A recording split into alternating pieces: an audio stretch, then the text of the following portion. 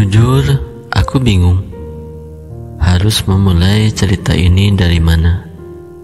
Terlebih, tidak semua orang mengalami apa yang aku alami. Memang betul, awalnya aku enggan memberitahu kepada siapapun, karena butuh waktu yang cukup lama bagiku untuk menguatkan hati, supaya bisa menyampaikan semua ini. Tunggu dulu, aku masih bingung. Bukan karena tidak hafal detail ceritanya, tapi aku sulit mencari kata yang tepat untuk memulainya. Baiklah, aku memulainya dengan memperkenalkan diri saja. Namaku Riza, umurku sudah kepala 3. Tidak perlu kau tahu betul angkanya, cukup kepala 3 saja. Yang pasti, aku lebih lama menghirup napas di bumi ini dibandingkan dengan dirimu. Atau jangan-jangan kalian yang lebih tua dariku ya. Seperti kalian, aku juga pernah mencintai seseorang. Sampai detik ini pun aku masih mencintainya. Tidak berkurang sedikit pun. Yang ada di setiap detik yang berlalu, cinta itu semakin bertambah, terus membesar bagai bola salju yang menggelinding. 7 tahun silam, ada seseorang yang tidak sengaja berkenalan denganku di sebuah kafe. Ya, aku sering datang ke kafe paling ramai di ibu kota ini. Setiap hari, ratusan orang mengunjungi kafe itu. Ada yang hanya makan siang lantas pergi, ada yang bercengkrama dengan teman kantor, menikmati waktu istirahat, berkumpul dengan keluarga, dan tidak sedikit yang menikmati kebersamaan dengan kekasihnya. Jujur, aku malas untuk berlama-lama duduk di kafe itu. Namun semenjak berkenalan dengan gadis itu, aku bersenang hati untuk menikmati waktu. Sebelumnya boleh dibilang hanya hitungan jari saja. Aku menyediakan waktu lama mencicipi makanan di sana. Bukan karena makanannya tidak enak, tapi ada sesuatu yang lain. Di pertemuan pertama, aku hanya berkenalan saja. Namanya Riani. Dia lebih suka dipanggil Lia. Walau sebentar, tapi pertemuan itu tidak bisa aku lupakan begitu saja.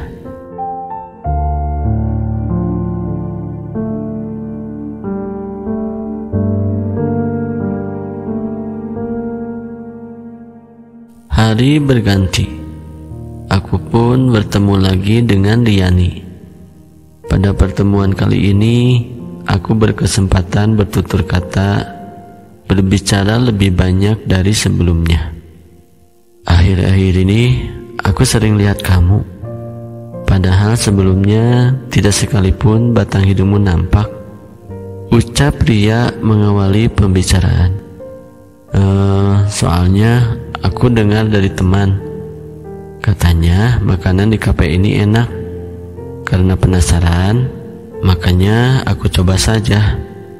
Dan aku ketagihan. Kataku diiringi senyum.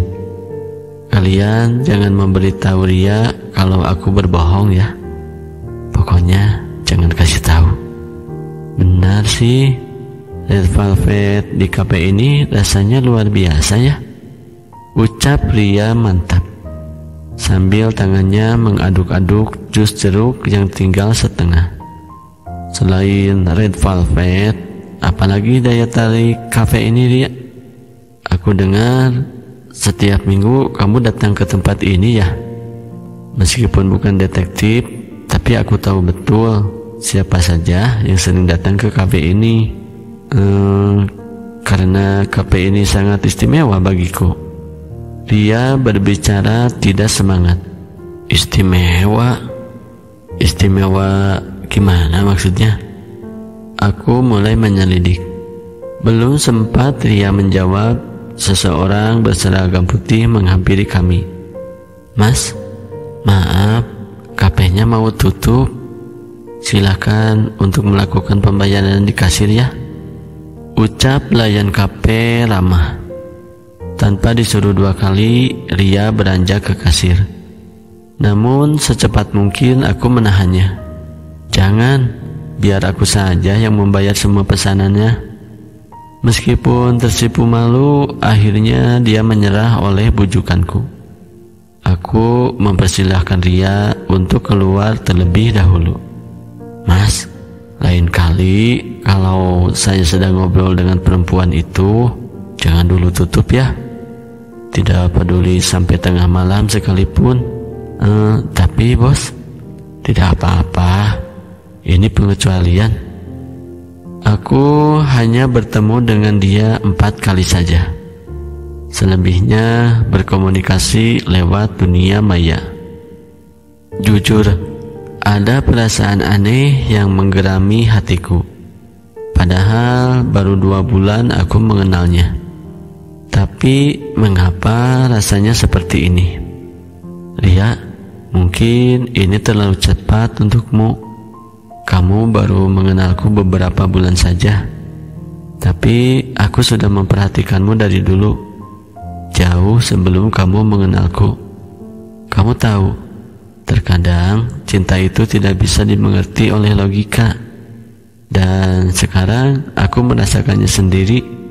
Aku merasa nyaman bertukar kata denganmu. Setiap minggu aku datang ke kafe ini karena dirimu. Ria, maukah kamu..." Kata yang ingin aku ucapkan mendadak menghilang. Maukah kamu menikah denganku?" Lega sekali rasanya kata-kata itu berhasil keluar dari bibirku. Namun di saat yang bersamaan, jantungku berdetak kencang tak terkira.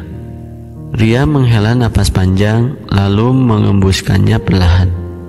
Tanpa perlu membuatku menunggu lebih lama, dia mengangguk. "Aku bersedia, Mas."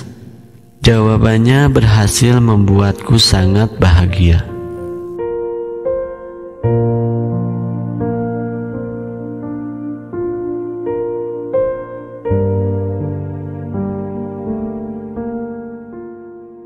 Tiga minggu setelah aku melamarnya, kami pun menikah, memulai kehidupan yang baru. Aku baru saja berpikir bahwa aku harus berbagi tempat tidur dengannya, menikmati secuil waktu yang disediakan oleh malam, mewarnai setiap detik yang disuguhkan oleh siang.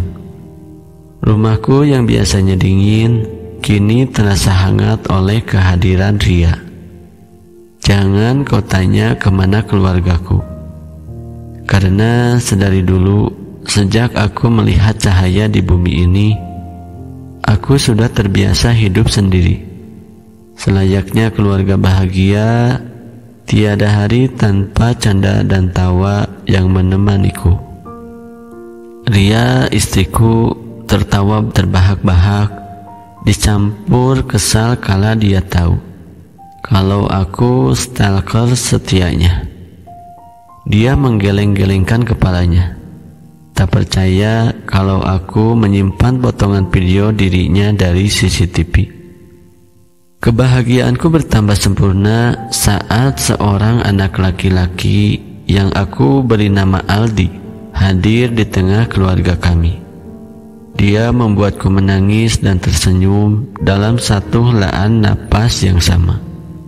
Malam itu tangisannya menggema ke seluruh sudut ibu kota. Malam itu aku resmi menjadi seorang ayah. Aldi tumbuh dengan baik. Rasanya aku tidak ingin berangkat kerja demi menatap dirinya tidur. Dan aku buru-buru pulang hanya karena ingin mendengar permataku menangis.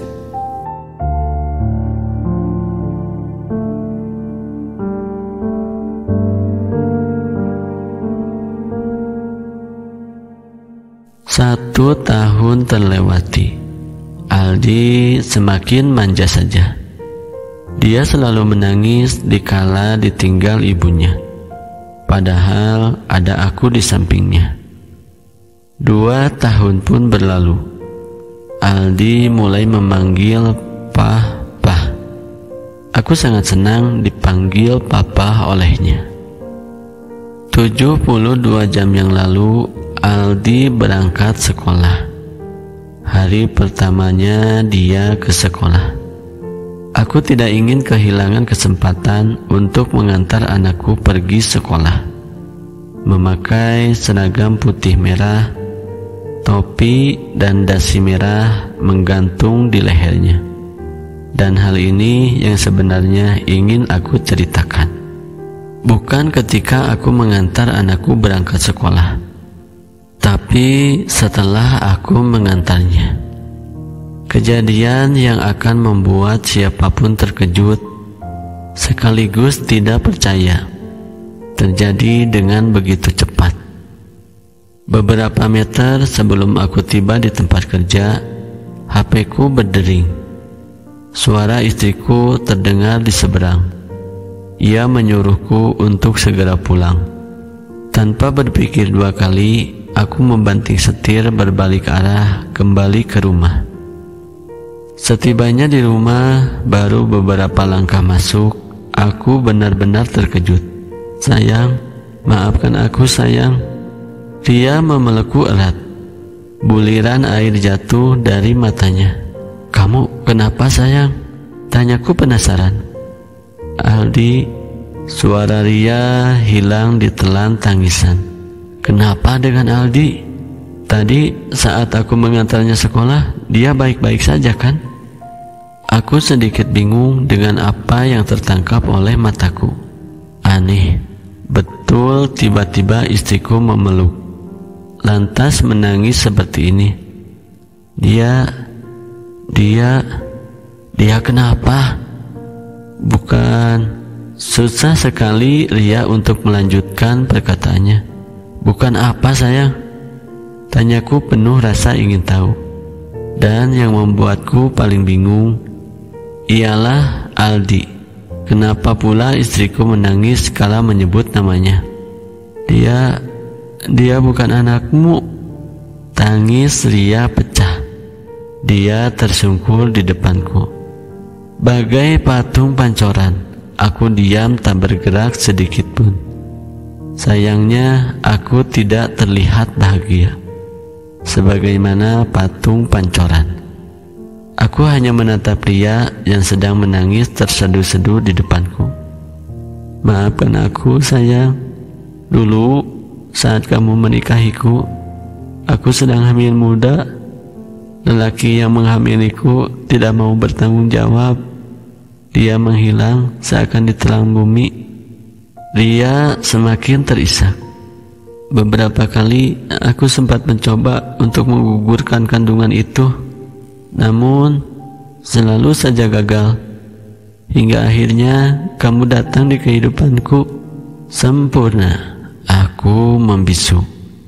Semua kata yang biasanya keluar dari bibirku hilang entah kemana. "Maafkan aku sayang. Seharusnya dari dulu aku memberitahumu." Suara Ria patah-patah, dipatahkan oleh tangisannya. "Agar kita tidak menikah dan aku tidak akan menghancurkan hidupmu.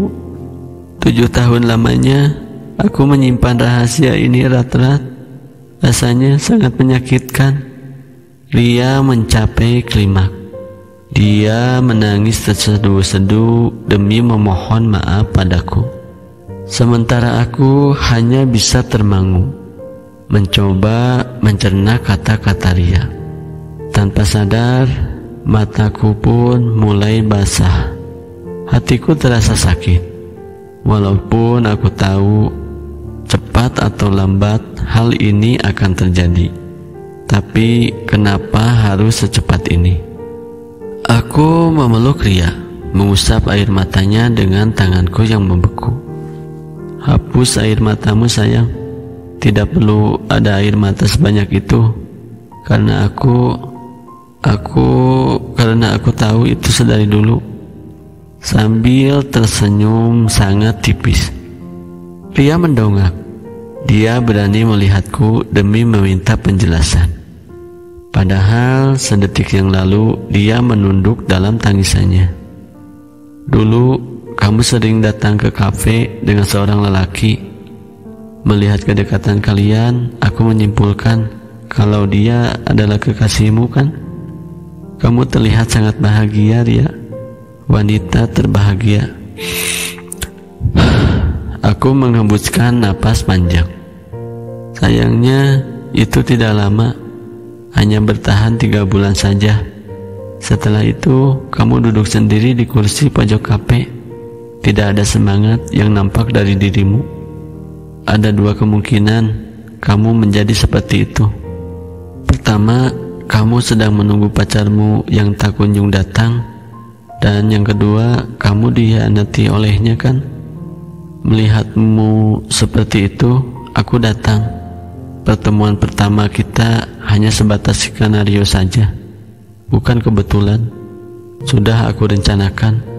Dan suasana di rumah sederhana ini hening untuk beberapa saat. Memang terasa ganjil. Hanya hitungan jari kita bertemu. Tapi kamu menerima lamaranku, dan aku tahu jawabannya setelah Aldi lahir. Aku tahu catatan kehamilanmu. Aldi lahir 3 bulan lebih cepat dari seharusnya. Dia lahir saat pernikahan kita baru berumur 6 bulan. Ria semakin terisak dalam tangisnya. Tapi jujur, aku sangat bahagia mendengar tangisan Aldi. Aku menjadi seorang ayah. Iya, Ria, seorang ayah. Tanpa diminta, air mata membanjiri pipiku. Malam itu aku menjadi ayah. Walau Aldi bukan darah dagingku, Ria. Aku memeluk Ria, menyisakan suara tangis di langit-langit rumah ini. Aku menyayangimu dan juga Aldi. Kalian tetap menjadi bagian terpenting dalam hidupku. Hapus air matamu, Ria. Kita isi rumah sederhana ini dengan canda tawa. Kita rawat Aldi dengan baik, supaya kelak dia bisa berbuat banyak hal untuk membuat kita bahagia. Tangisan sempurna membanjiri rumah sederhana ini.